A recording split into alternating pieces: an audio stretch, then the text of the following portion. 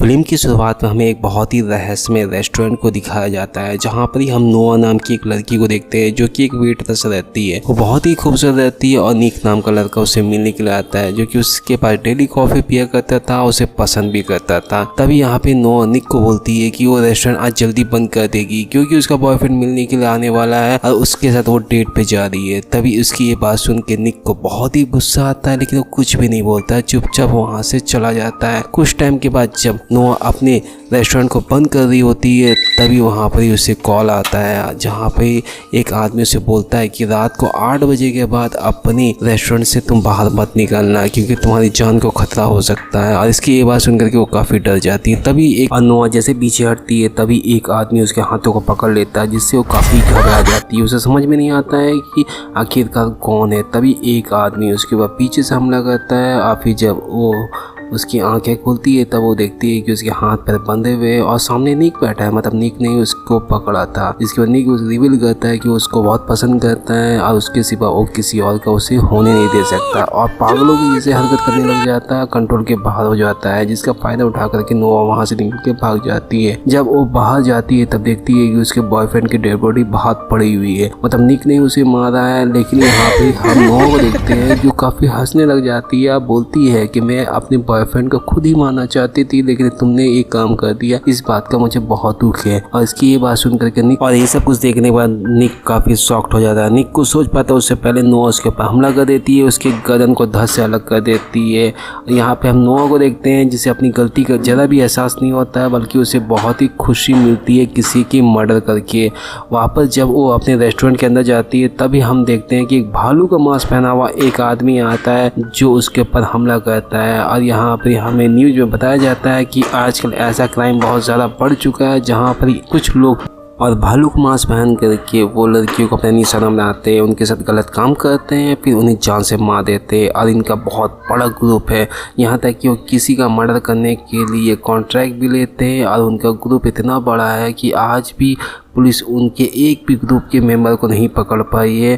और यहीं पे सीन शिफ्ट होता है, जहाँ पे हम नन नाम की एक लड़की को देखते हैं और उसके बॉयफ्रेंड हिम को देखते हैं, जो कि 1 साल के बाद अपने दोस्तों से मिलने के लिए वही रेस्टोरेंट जा रहे होते हैं, जो कि एक रहस्यमय रेस्टोरेंट था जहाँ पे बहुत ज़्यादा मर्डर हो रहा था। और तभी हम हिम को देखते हैं जो कि अपने दोस्त जॉन को फ़ोन करता है और उसे उस रेस्टोरेंट में आने के लिए बोलता है। और यहीं पर हम नन को देखते हैं जो कि अपने बेस्ट फ्रेंड को कॉल करती है जिसका नाम था रोज़ा, उसे भी वो रेस्टोरेंट आने के लिए बोलती है।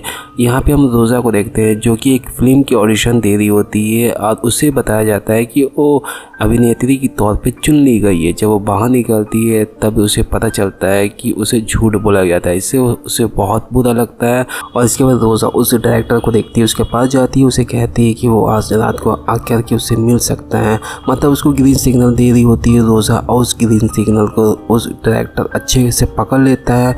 यहाँ पे रोज़ा को वो बोलता है कि तुम अपने टांगों को फैला के रखना, और यहाँ पे रोज़ा भी मान जाती है, अपने टांगों को फैला के रखती है। जैसे वो डायरेक्टर आकर के अपनी हेडलाइट घुसाने ही वाला होता है, उससे पहले रोज़ा उसके ऊपर का टिकट काट देती है। और यहाँ पे हमें एक बात समझ में आता है कि भैया बुलाती है खूबसूरत लेकिन आने का नहीं। और इसके बाद हम टोनी को देखते हैं जो कि उस रेस्टोरेंट में आ चुका रहता है और वो हिम से भी मिलता है और यहाँ पे नन से भी मिलता है। दोनों एक दूसरे को देख करके काफ़ी खुश होते हैं। फिर दोनों बाहर पार्टी करने के लिए जा रहे होते हैं।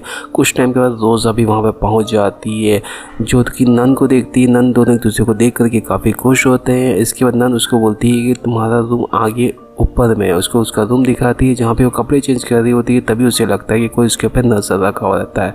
तभी वो खिड़की से बाहर देखती है तो अचानक एक मास्क पहना हुआ आदमी तो दिखता है। कुछ टाइम के बाद वो गायब भी हो जाता है।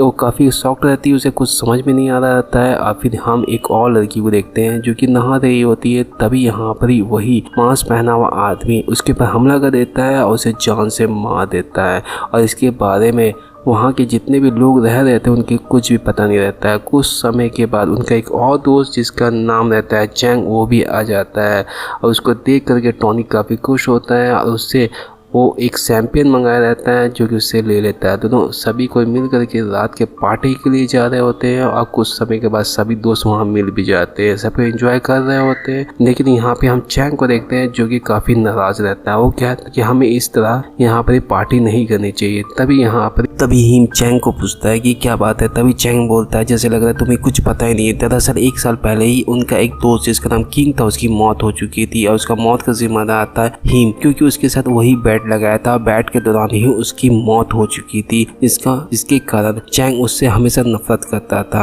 और आज इतनी बात बढ़ जाती है कि उन दोनों के बीच में हाथापाई भी हो जाती है। इसके बाद चैंग वहाँ से उठ करके चला जाता है और फिर हम देखते हैं कि वहाँ का माहौल ज्यादा खराब हो चुका था। कुछ समय के बाद रोजा और टॉनी चैंग से मिलकर बात करने के बारे में विषय में बात कर रहे होते हैं। और यहाँ पर हम चैंग को देखते हैं जिसे अपने रूम के बाहर से आवाज सुनाई दे रहा था। जब वो रूम से बाहर निकलता है तब वो देखता है कि उसके पीछे एक आदमी खड़ा था और वो मास्क पहना रहता है। वो उसको जब ध्यान से देखते रहता है तभी वो उसके ऊपर हमला कर देता है और यहाँ पे चैंग को बिल्कुल भी संभलने का मौका नहीं मिलता है। और इसके बाद हम रोजा और जॉन को देखते हैं जो उसके रूम के अंदर जब जाते हैं तब चैंग की ऐसी हालत देख करके वो काफी घबरा जाते हैं। चैंग तो उनको कहीं भी दिखता नहीं है। इसके बाद वो हिम और नन के पास आते हैं, सारी बातें बताते हैं। और यहाँ पे हम रेस्टोरेंट के उस वेटर को भी देखते हैं जिसके पास वही मास्क पहना हुआ आदमी आता है, उसे भी जान से मार देता। और यहाँ हम चैंग के दोस्तों को देखते हैं जो चैंग को खोज रहे होते हैं। तभी यहाँ पे रोजा को समझ में आ जाता है कि कातिल आसपास ही कहीं है और उसकी भी जान खतरे में है। तो वो चैंग को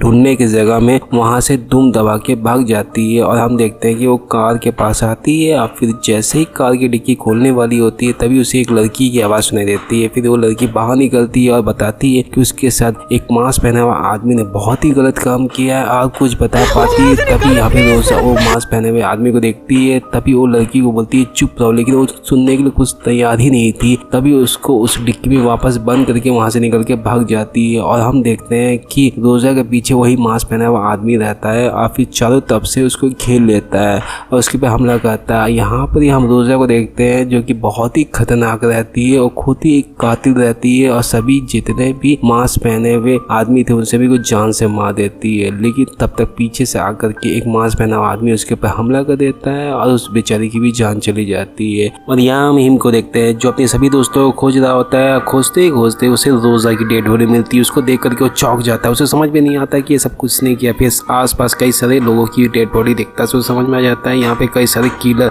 घूम रहे हैं। और यहाँ पे हम टॉनी को देखते हैं जो उस वेटर को खोजते हुए रेस्टोरेंट के अंदर जाता है, लेकिन वेटर कहीं भी दिखता नहीं है। तभी एक मशीन की आवाज़ सुनाई देती है। उस मशीन की आवाज़ के पीछे जैसे ही जाता है तो वो एक मशीन दिखता है। जैसे उसको ऑन करता है तो सबके मोबाइल का सिग्नल ऑन हो जाता है। मतलब वो मोबाइल के सिग्नल को ब्लॉक करने वाला मशीन था। यहाँ पर ही वो पुलिस को कॉल करने के बारे में सोच रहा होता है, कॉल कर भी देता है। और यहाँ पर ही हम नन को देखते हैं जिसके मोबाइल में सिग्नल आ जाता है और यहाँ नन के पास वही मास्क पहना हुआ आदमी आके खड़ा हो जाता है।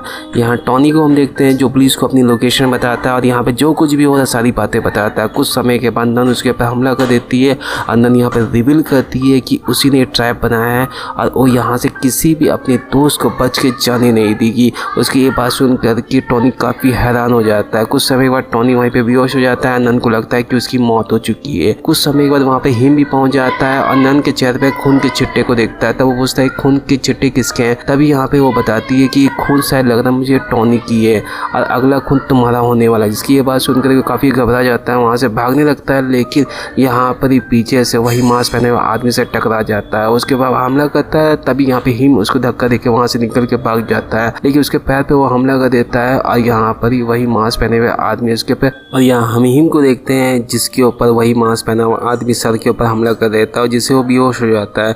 कुछ समय के बाद यहाँ पे नन पहुँचती है। नन अपने आदमी मतलब उस मास्क पहने हुए आदमी को जान से मार देती है क्योंकि हिम उसका शिकार था, ना कि उसका मास्क पहना हुआ आदमी का शिकार था। इसके बाद नन उसको अपने साथ लेके चली जाती है और यहाँ पे हिम को जैसे ही होश आता है तब यहाँ पर ही नन उसको बताती है कि उसका बॉयफ्रेंड का नाम था किंग, जिसकी मौत हो चुकी है और वो उसके मौत का जिम्मेदार हिंग और उसके दोस्तों को समझती है और उन सभी को मार भी चुकी है। और सबसे लास्ट में वो हिंग को मारना चाहती थी और भी बहुत ही बुरी तरीके से तड़पा करके। और ये सब सुन करके हिंग को बहुत ही दुख लगता है क्योंकि वो उससे बहुत ही प्यार करता था। और कुछ समय के बाद जैसे ही नन हिंग को मारने के लिए आगे बढ़ती है तब तक वहाँ पर टॉनी आ जाता है। टॉनी आ करके यहाँ पर ही हिंग को बचा लेता है और नन को मारता है। नन भी वहाँ से निकल के भाग जाती है और यहाँ पर ही हिंग टॉनी को लेकर के रूम के अंदर में जाता जाता है।